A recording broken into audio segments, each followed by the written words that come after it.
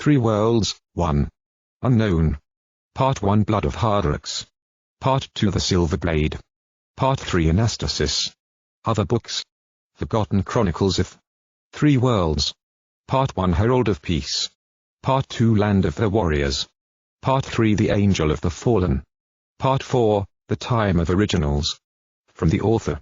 I started working on this book at the age of 13. Never before had I even thought I could write my own story, aside from the fact that at the age of 7 I was trying to write a short story. However, I really like to read. In particular, these were fantastic and adventure books. I read a lot, and writing began to become my way of communicating. Sometimes it was even easier for me to write something than to say, because I had a problem with communication, and what followed, establishing contacts with peers and misunderstanding on the part of others. One day something dawned on me. I liked the books so much that I wanted to write my own work. In the beginning I wrote in a regular notebook. It wasn't until I wrote the first sentence that I realized what I was really doing. It was harder than I thought, even though I had already planned the content of the story, but I knew I had to at least try. All your talents must first be discovered, I thought. With each subsequent page filled, I had more and more inspiration. As a last resort I wrote down the whole notebook. When I finished reading what I had written, I realized that this story could not end like this. After all, my heroes have just started their adventure. Therefore, it was necessary to finish what I had started and write about their further fate. Since then, all the characters in my book have become like friends for whom I had to invent a story. I gave each of them a piece of myself. All of them together are to some extent similar to me. None of them is fully perfect. Each has its own advantages and weaknesses. The main reason I decided to write this story was to present readers with the eternal struggle between good and evil. As the title of the book suggests, the struggle takes place in three worlds. The first is our world, a world in which the weaker are persecuted by the stronger. The second world is the one called the spiritual world, where good and evil fight each other in the form of angels and demons. The third world, on the other hand, is the one that the reader can imagine. People usually write about good and evil using fantasy. Great warriors fight terrifying monsters and save the weaker. There is also a moral from my story. Good always wins over evil, but I decided to combine three completely different worlds.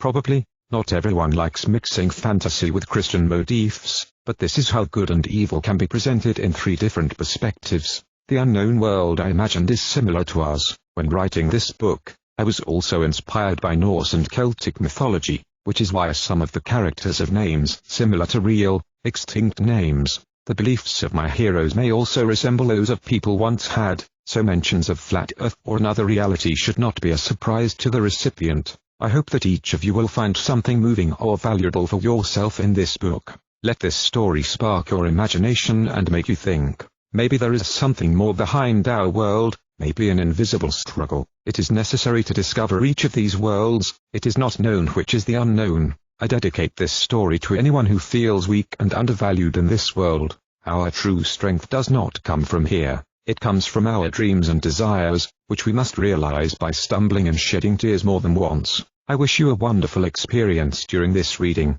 Jonathan Lambert. Three Worlds, One Unknown. Blood of Hardrocks. Jonathan Lambert. This book tells the story of 13-year-old David Topolsky, an adopted boy tormented at school by a bunch of older hooligans. Everyone laughs at the fact that he is weak and introverted. One day, the boy is beaten by the school gang and returns home heartbroken. He doesn't understand why the world is so bad. His own mother gave him to the orphanage as a toddler and everyone around him makes his life miserable. He's just an ordinary boy like everyone else, and even worse, a truant who hates to learn, who doesn't know what the point of the world is at all. However, when he goes to bed, he bursts into tears and asks God for help in the hope that maybe there is someone as good as him. As soon as he does this, a mysterious figure suddenly appears in his room, who takes him to a completely different world. There, David meets great warriors and new friends, with whom he embarks on a great mission to save the king. Their journey, however, will not be anything pleasant, all the more so because everyone, except the mysterious man, does not seem to be perfect. Two halflings, a servant of the Lord, a young orphan, a scratched mudman, a foolish scout, and, of course, David, who all the time does not even know what is happening around him. The team will have to face many adversities and great monsters. However, The boy learns that in this unknown world, some of the people can be worse than even the greatest beasts, and they created them. David becomes strong and valiant, but the forces of evil will not allow him to know his destiny. The Lord of Darkness knows who this boy really is and will not allow him to become one of the great warriors. Will the team be able to save the king? Will the army be able to retake the city and its inhabitants? Will David be able to kill his greatest enemy? Who is the mysterious warrior who took him to the other world, and what is the real purpose of their amazing adventure? About this you need to find out for yourself. Reader. Prologue. Warsaw, Poland, year 2004. Joan opened eyes, and as soon as she sprang out of bed, she immediately felt what a terrible state she was in. Her head hurt so much that she began to squirm, also realizing that she could not feel her legs. "Where am I?" a young woman mumbled after a while, asking anyone in particular. She was so overdue that she didn't even notice the drip next to her and the hospital clothes she was wearing. "You're in the hospital, Joanna. We all thought you were done. You were barely breathing when you reached us and you were completely unconscious for 3 days. It's a miracle that you and your child survived." The doctor standing next to him interrupted his speech, and then looked at a 24-year-old, fair-haired woman. Taking away your own life in this way, and in addition pregnant, is not in my opinion. The man did not finish his speech, hearing the girl's weak voice again. "What way? What happened?" she asked, not remembering anything. "Let's just say you put too much chemicals into yourself. You overdosed on medication shortly after your boyfriend dumped you and you ended up alone on the street," said a stranger, with a muted voice. Joan turned her head and she saw another man sitting on a chair, appeared with long black hair, a short beard, and darkened glasses on his nose. On his muscular body he wore a white shirt. "Who are you?" asked a surprised Joanna. "He told me that he is your best friend. He found you unconscious in bed and called an ambulance," the doctor replied, instead of the mysterious man. "I don't have any friends, family too," the woman said. "Yes, you have a family. Your father died a long time ago, but your mother lives to this day and lives in Germany," the black-haired man said again. "How do you know that? Who are you?" The blonde was terrified. "I'm your good friend," the man replied.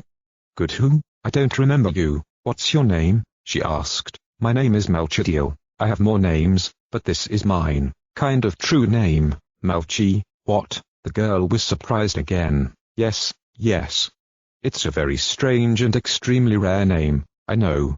I'm not interested about it. I want to know what the hell that means. I don't know your face at all, and I've never met a man with a such stupid name like that in my whole life. To be honest, you may not know me, Joanna, but let you know that I've known you since from birth and you're like a sister to me," laughed the tall man. "That what is it? Who are you? Are you spying on me? How do you know who I am?" The woman began to scream weakly.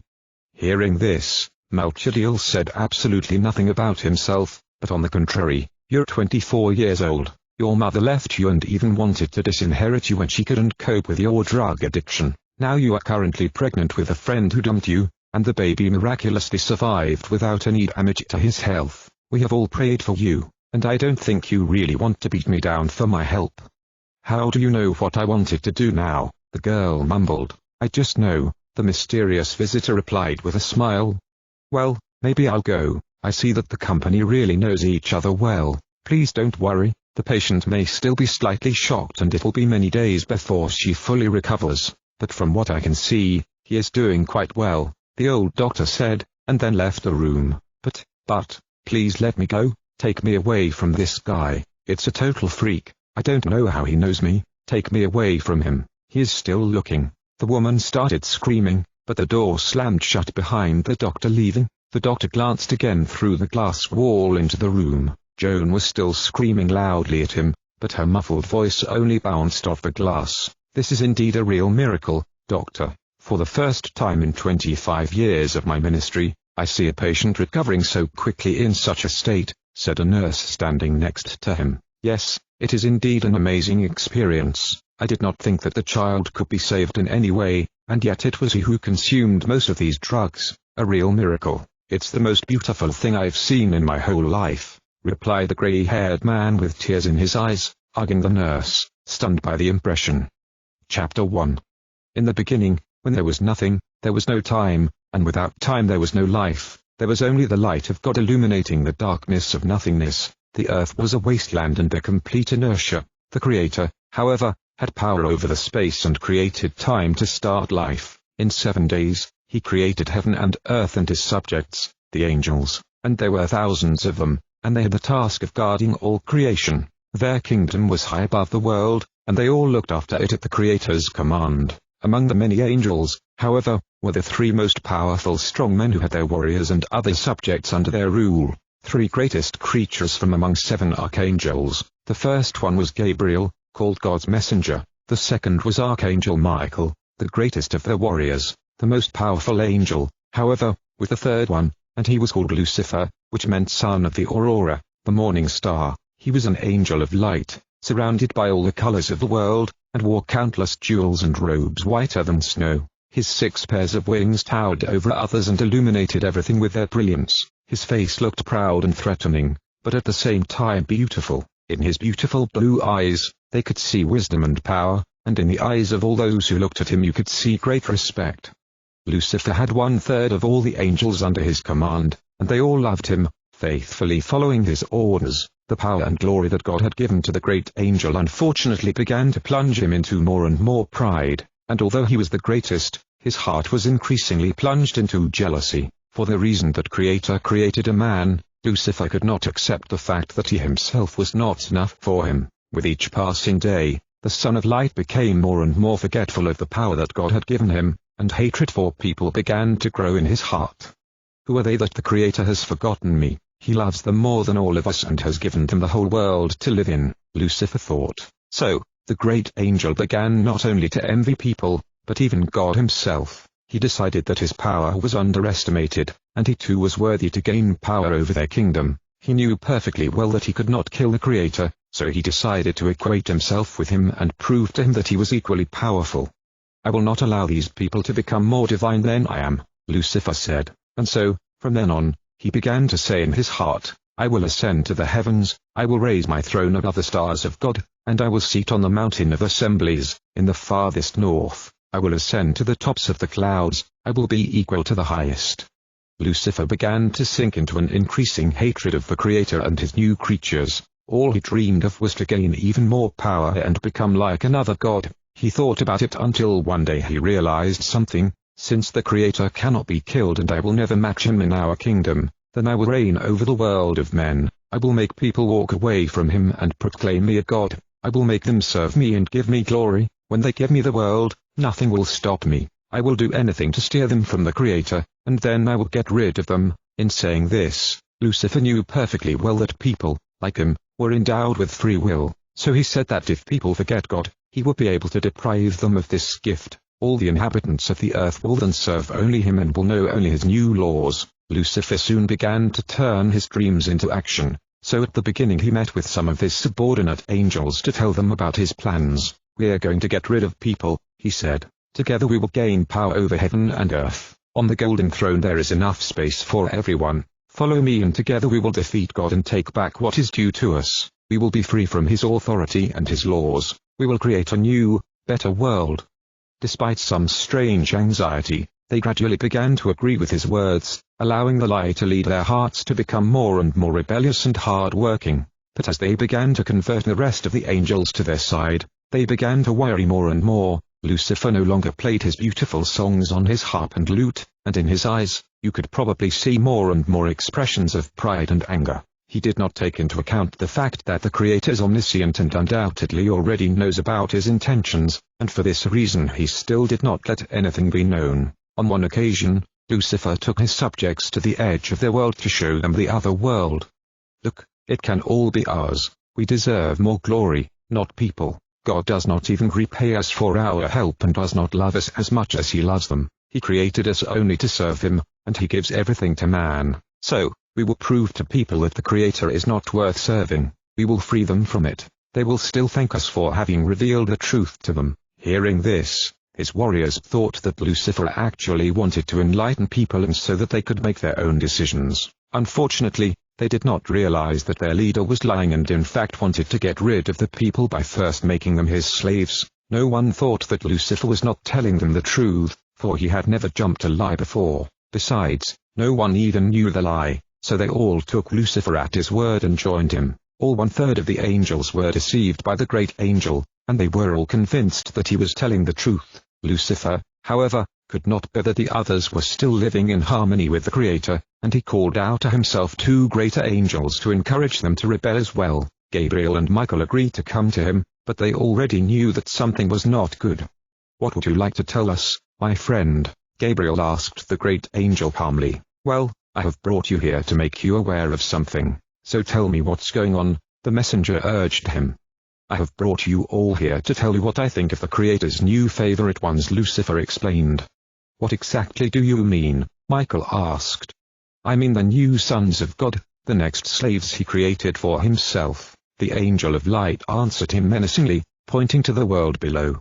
"We can set them free. Together we will be able to prove to God that we deserve something more. After all, we deserve our own kingdom, and each of you knows that. Not only does God no longer love us, but we are irrelevant to him. The Creator has abandoned us, and now he has created these people to have someone to live over again."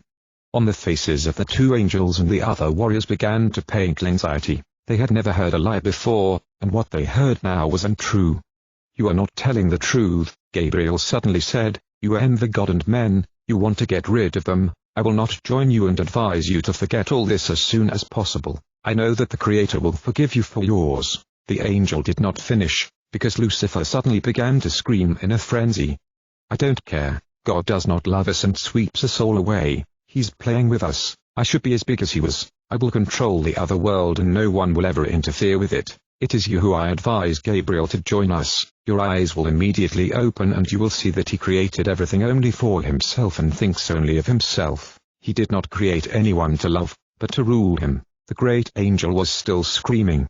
"How can you say that? You are welcome, friend. Revoke what you just said and God will forgive you. The Creator created you and gave you love, and you repay him so much with hatred," Gabriel asked, shocked. "Yes.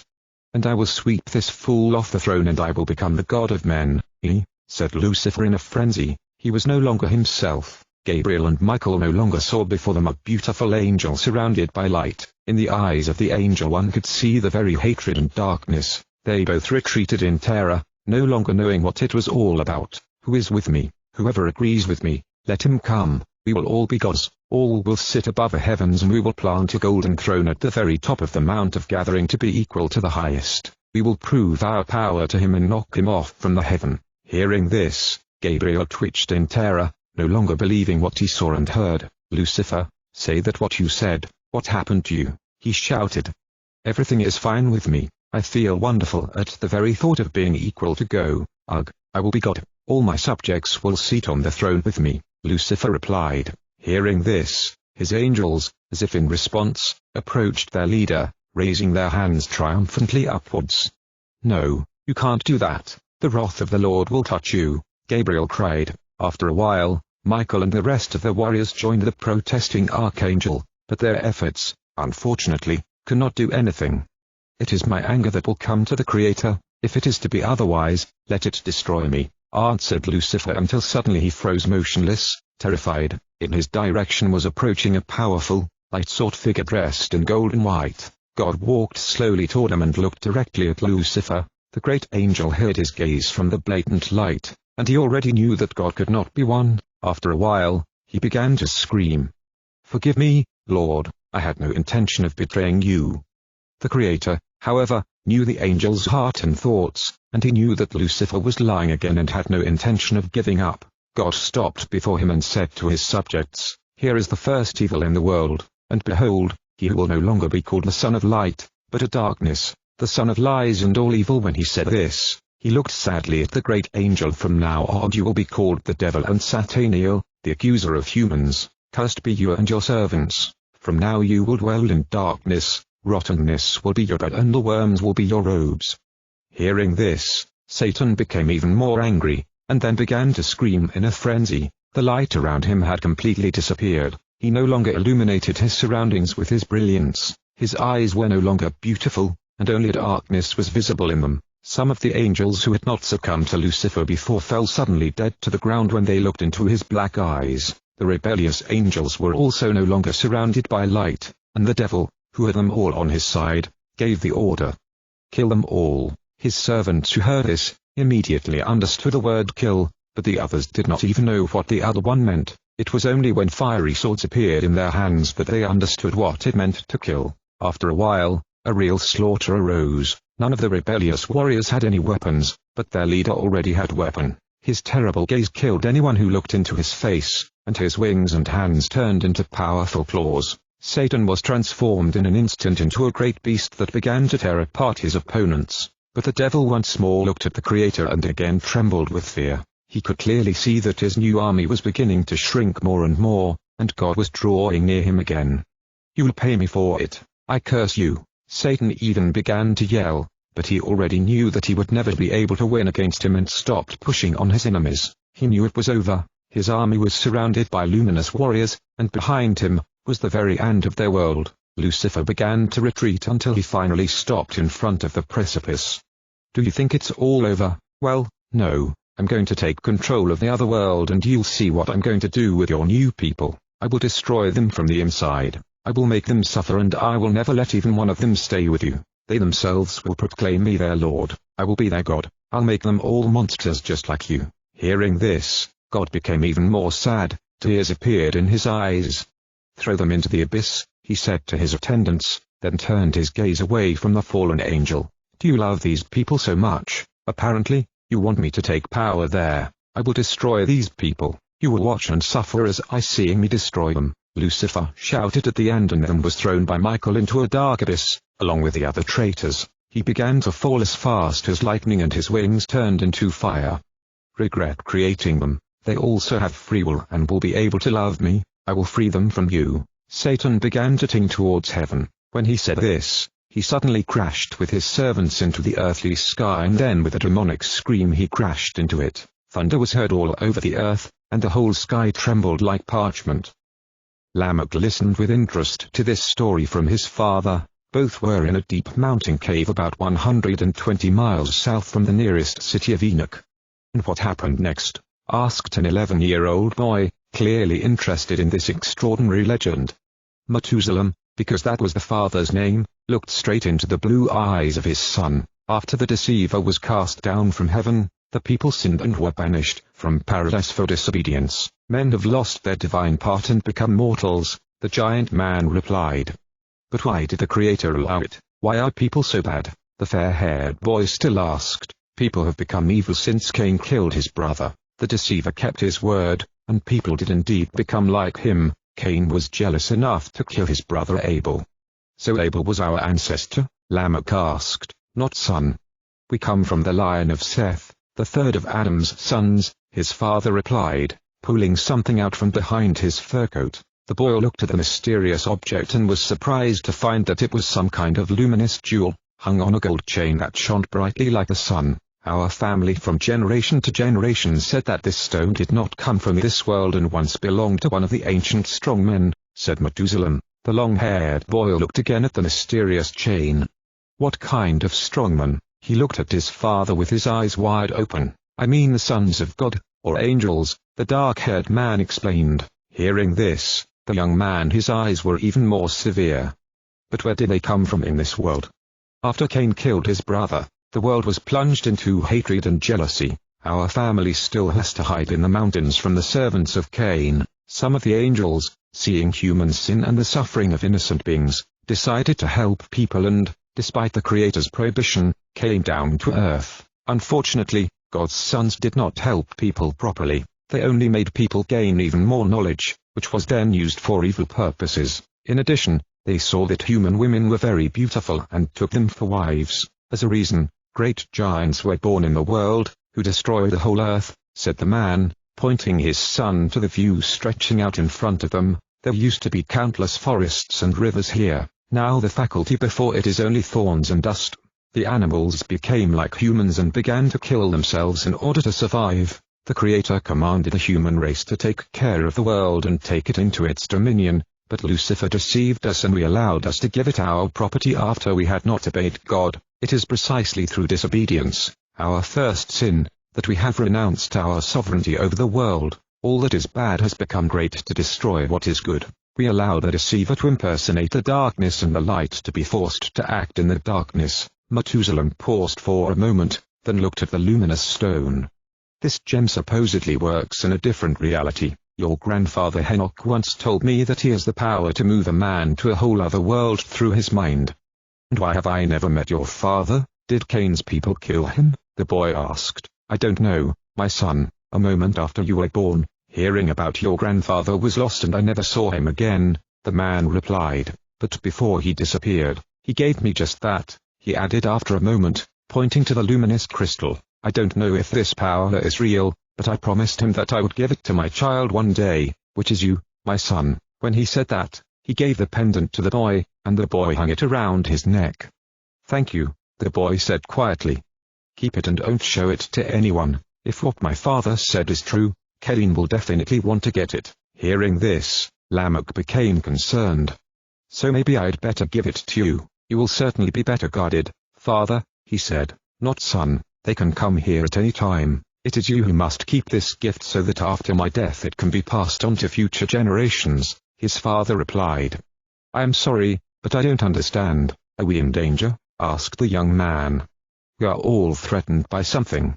Cain, the servant of Tubal-Cain, has the task of annihilating our family, and therefore our property at the same time. We have all been at risk for centuries. The boy was about to say something, but suddenly a terrible bang was heard in the cave. Methuselah jumped off the ground and looked outside the cave. Suddenly, a large object made of titanium appeared to his eyes, floating above the ground, which was getting closer and closer towards them. Hide, quickly, the man cried out to the boy, reaching for his powerful sword. Lamech hid behind the rocks without a word of opposition, and then began to watch the approaching vehicle in horror from hiding. After some time, the mysterious object stopped in front of the cave itself and landed on the ground. His father was still standing in front of him, not showing even the slightest fear. Suddenly, the door of the powerful vehicle opened with a crack, and several people armed with black armor and swords came out of the inside. They stood right next to Methuselah. What do you want from me?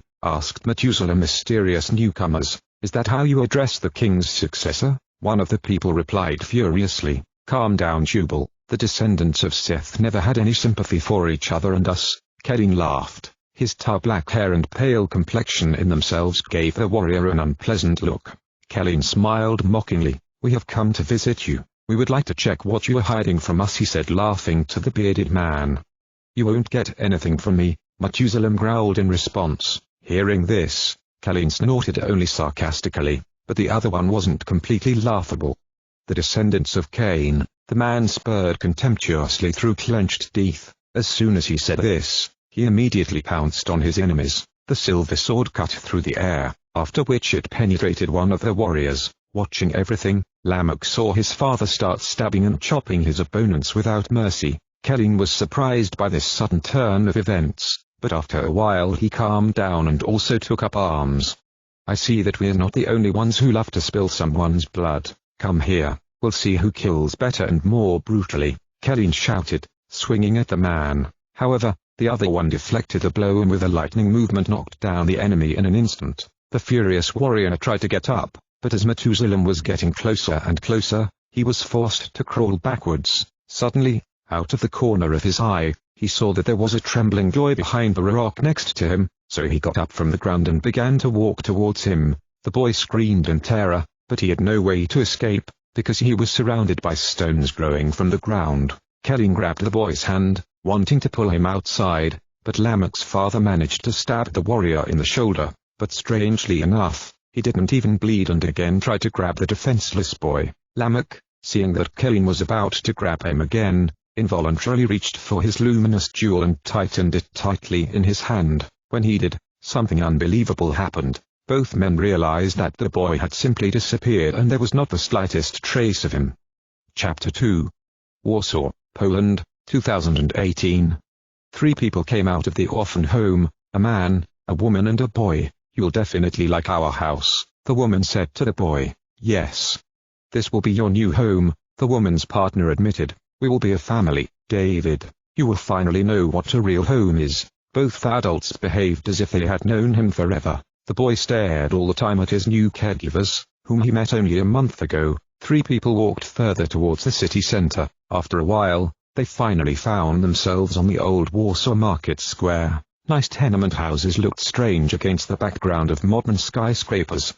"Do you remember? Oh, there is your new home," said the couple to the silent boy, pointing to an inconspicuous apartment block, located near the market. After a while, they opened the door to the staircase and then they were already in the apartment. There was a lot of space inside, and everything was contemporary. The building itself was downright ugly, while in the middle of this apartment located on the first floor it was literally beautiful. There were 3 rooms in the apartment. There were as many as 8 rooms in all rooms. The boy looked around the interior indifferently, not seeing anything change here since his last visit. After a while, however, they approached the last door in the corridor. The man grabbed the door handle and opened it slowly, looking with a smile at the face of the emotive child.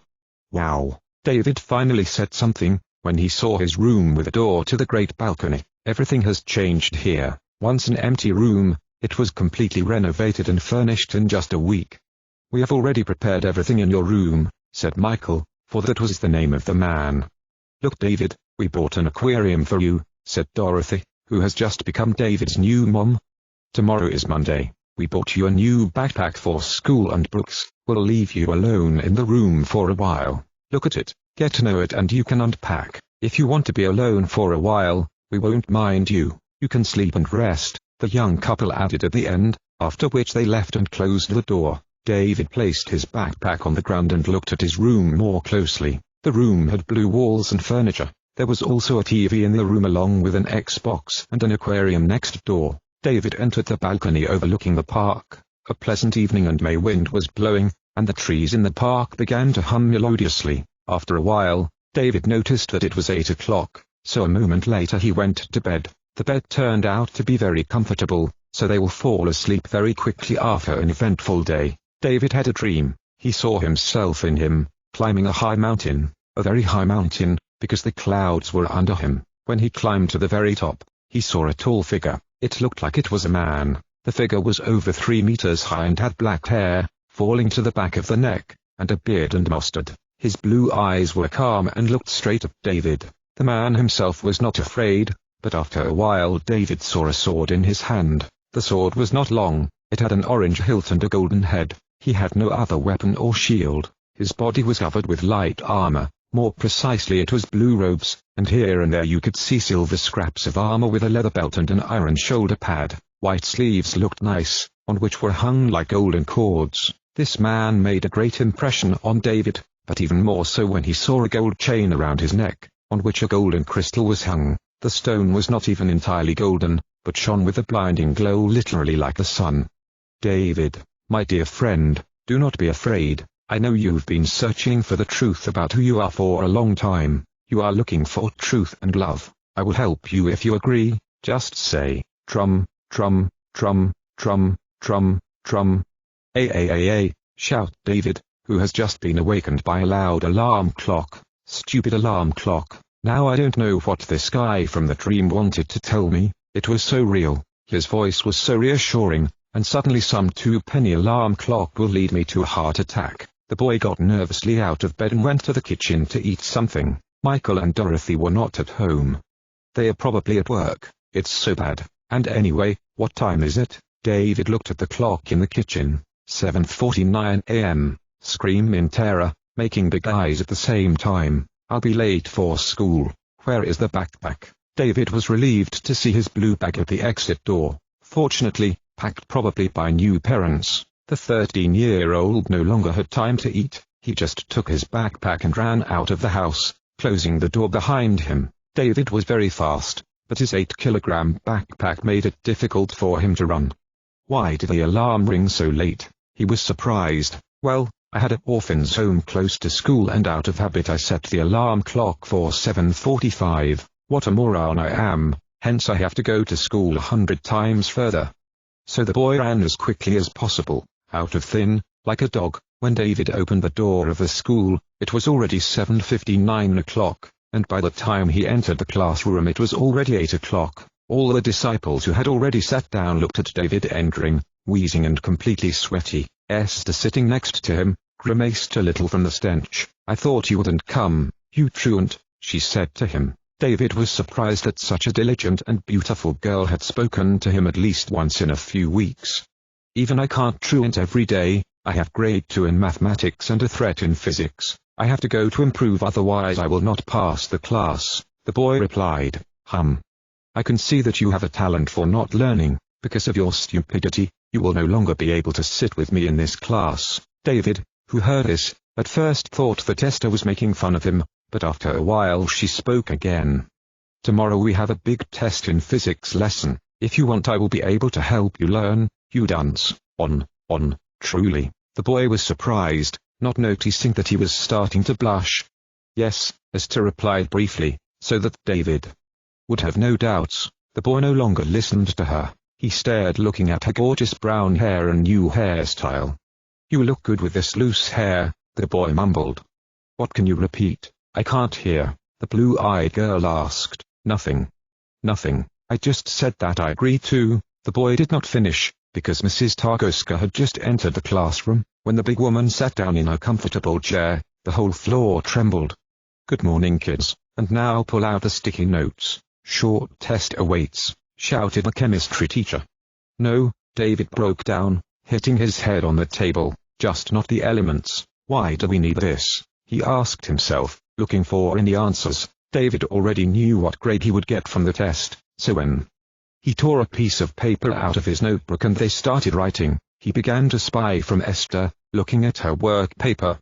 David, you have to immediately put your beak in your piece of paper, otherwise I will be forced to transplant you to the first bench. I guess you don't want that. Watch yourself, otherwise you will not pass and you will say goodbye to this beautiful miss, said the teacher at the very end, smiling at Esther. Follow her example, dear ones. You know she won the title of the best student of the year in our modest, excellent school. Once she said this, she turned back to David. I have an eye on you, David Topolsky, she whispered. The next day, in Tuesday, the first lesson was the language of Polish. This time David set the alarm clock for 7:10. The boy had 8 lessons today. Fortunately, the last 2 pay. David had hoped that this day would be better than the previous one, but these thoughts were blurred when, during the break before the second lesson, he saw a well-known band of bullies, of whom there were as many as 8, which of course happened extremely rarely. Not only that, they began to move towards him. Just not these fools. David broke down. The boy wanted to run away, but behind him he heard a voice of Max, the leader of the gang. Do you think you're going to run away, stupid little? In fact, Max was only a year older than David.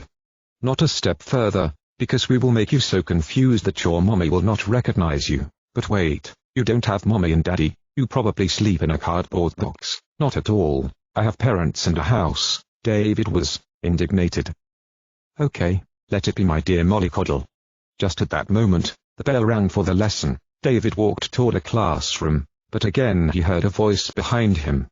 Nope, you're here to stand, dog. It was, of course, a voice belonging to Max. David obediently stayed in his place. He had no intention of messing with 8 feral bullies. He waited for a moment when he suddenly heard a woman's voice. Hey, you all, you have nothing to do? Go march to the classrooms. It was a chemistry teacher, Targoska. David hated her, and now she saved him. We're not done with you yet, bimbo, Max said to David. Eventually, a bunch of bullies walked away laughing and digging up school lockers along the way. David would breathe a sigh of relief, but he knew what the gang was capable of. He once learned that Max had pushed a 3rd grader's head into a urinal. David was so twitching that the teacher standing at the door stepped back when she saw it. The rest of the lesson was calm. David was glad about this. Only pay remained, and this is the last lesson. David and his class, 7th B, went outside with the teacher, and they went on to the football field. Casper and Matthew chose teams. David went to Casper's team. You, David, to the goal, said Casper. David lined up on the goal. For the first 10 minutes of the lesson, David stood practically idle, waiting for someone to finally approach. After some time, he saw Tom, a player of the opposing team. Tom was only 1.30 meters tall. Tom, come on, shouted Matthew's players. Don't screw it up, dwarf, others cried. Tom slipped through the defenders and kicked the ball clumsily towards David to score. The kicked ball did not fly but rolled on the ground. David thought the ball had gone up. so he looked up at the sky. However, after a while, David realized that he had been framed. He looked down, waved his leg and just fell over, and the ball rolled into the goal, in front of all the players. You. The whole class howled at the sight. What a regret. And Tommy himself shot. Matthew said. I was wrong about you, dwarf, Matthew said to Tom. David came off the goal and the rest of the lesson was a defender. When the last pay class was over, the heartbroken boy changed his dress and went to the school toilet. David began to cry when he remembered how everyone in the locker room had called him blind to the blindness of the blind ball. However, he quickly erased his tears. Suddenly, a sinister voice spoke. Today you showed us a great regret on the pitch of the baby Davy. Of course, it was Max this time with only a few tormentors. Little baby was crying. I'm happy to destroy the rest of the day for you. Weak, don't beat me, David screams, covering himself with his hands. Quieter, because they will hear us, you stupid, and you too. Hold his hands, said the tormentor. Two robbers obediently obeyed the order and nailed the boy to the wall. And now push this face into the toilet, shout the leader of the gang. Hearing this, the two robbers smiled ominously. No, everything but not that, David lamented. Good. Then in the mouth, screaming tormentor, the terrified boy tried to defend himself, but to no avail. No, please, no, the terrified boy howled. So what do you choose, weakly? Maybe if you don't want kindness, we'll come up with something better for you. Max laughed. From today you have to give us some money or anything else every day, otherwise you will get in your mouth. If you care so much about your face, I can spoil it a bit, the bully continued, then punched David in the face. It will be like that every day, if you do not give us the puppy's money, and now give it to us in advance so that you remember it well. I don't have any money now, I'm not taking them to school lately, please give me time until tomorrow, David shouts. Hearing this, Max struck the boy in the stomach. David whined in pain and huddled with tears in his eyes. Do you see what kind of cribbaby? Asked the tormentor of his colleagues. I barely touched him and he's already bleating. It will be a good bird when everyone sees what kind of baby he is. They snort the other one and then grabbed David by the neck, raising his head up. Since you do not have money with you, tomorrow it is supposed to be twice as much. 10 pieces should be enough to maintain our business. Hearing this, David was horrified. He had already guessed what kind of company Max might be talking about. After a while, the tormentor began to curse directly into David's face and then said, Enough, someone else is about to see. The tormentors grabbed David, pulling him out of the toilet and covering his bruised face from the busy cleaner. After a while, they threw the victim out of the school door. If you tell someone about it, it will end up much worse, and the sitched bump you did like made what? Yourself, Max warned him. Then entered the school again, slamming the door behind him. David didn't have a backpack because he had left it, but he didn't come back for it. He just went home. As he passed through the market, it began to rain, but the crying boy did not pay attention to it. He only covered his face with a hood so that no one would see his face. When he got home it was 16 o'clock. No one was inside. His new parents worked for a long time, but they earned a lot. Battered, David went to his bed without dressing his face first. Who created this kennel? David screamed in distraught, but his face hurt him so much that he decided not to speak. It was worse with her than he thought, although the bruise did not seem to be something serious. He lay there for a while and covered himself with a duvet. He completely forgot to meet Esther, and at the test he got another one, which further spoiled his day. His white sweatshirt and duvet were very warm, so David felt a little relief. He lay there for a long time. The clock showed the 17th 12 o'clock. Where are they for so long? After a while the boy found the answer. He saw a piece of paper on which it was written, Dear David, together with Michael we went to a restaurant to stay with each other. We will buy you something to eat. We love you, new mom and dad. David will sigh hard, smiling crookedly, and after a while they will fall asleep. His dream, however, did not last long. He woke up through pain. His right cheek sewed completely. Why is the world like this? David asked himself. Maybe it doesn't have to be this way. The boy spoke, but then for a long time did not speak. But after a while, David began to weep and spoke in a trembling voice. Help, help. The boy again fell silent for a few moments. After some time, however, he spoke again. He remembered the words of a religious teacher when he said that God never abandons people and must ask him for help in times of need. The boy treated God as an ordinary legend, but the thought of someone so good lifted his spirits. David covered himself with a duvet and said, "God, help." He said these words sincerely and with hope in his voice. David would close his eyes, but after a while he would open them again. Some light got through the duvet. The boy also heard the sound of the wind roaring. When David opened the quilt, the light was gone. David began to be a little afraid. The boy did not cover the windows with a blind, and now the windows were covered. It was quite dark in the room. "You asked for help," said a voice in the darkness, sounding like the wind and very quiet and beautiful. This time the boy got scared, not for jokes, and he cringed. "Who are?" David said. "Do not be afraid, I am a help from the Lord whom you call upon." Say it more precisely," asked the boy, trying to spot the stranger. "Ha, ha, hum, I am the guardian of the imagination. I also have more names. Who, whatever you are, show yourself." "I don't see you," David replied, preparing for the worst. Hands emerged from the darkness, then the torso, and finally the bowed face. David was speech not. At first, he thought he was the most ordinary man. Yes, he was just a man. The man from David's dream yesterday. No, David shouted. "Where did you come from here, thief, murderer? What are you doing here? Who are you?